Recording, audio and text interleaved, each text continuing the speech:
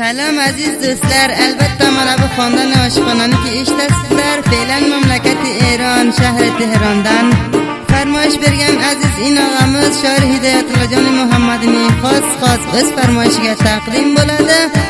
Shoir Hidoyatullajon Muhammadining o'z yozgan she'rlaridan aziz ovozxonlaringiz taxorning sadosiga eshitib sog' bo'ling, sog'likqa yashang aziz do'stlarim.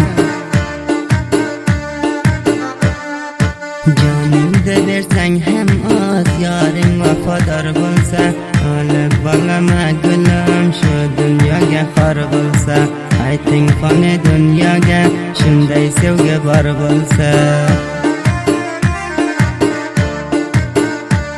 Hidoyatjon aytar bordim bir kun doktorga, tashvish qilibsan deb oldi meni bistarga.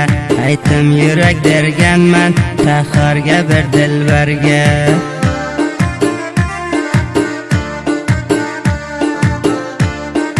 Har kimda xohlasa shunday toza xondalarni taxorning sadosiga farmoyish beraman desa yoki qo'lga keltiraman desa, bizni yosh javon shoirimiz shoir Hidoyatullajon Muhammadi bilan ham tamas bo'lib qo'lga keltiriladi.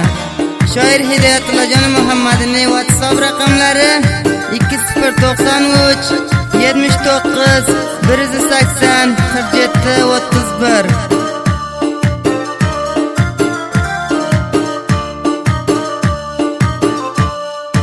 Ko'zim qamashib qoldi, qaray telefonga. Shoir Hidoyatjon o'xshab qolgan misli Majnunga.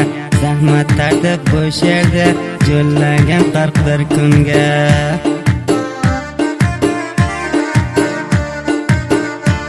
Hech bevaqt yoddan chiqmas hidoyat degan so'zi.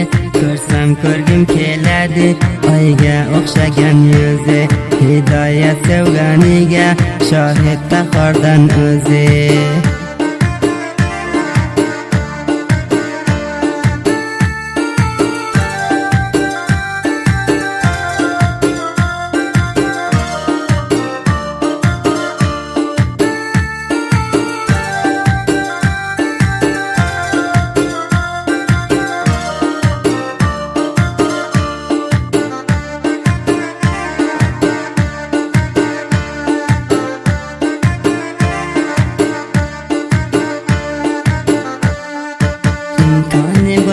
Do'stlar, sizdan bir xohishim bor, o'qitmang she'rlarimda bo'zibsiz takror mustaqim kelib ayting agar she'r bo'lsa bakor.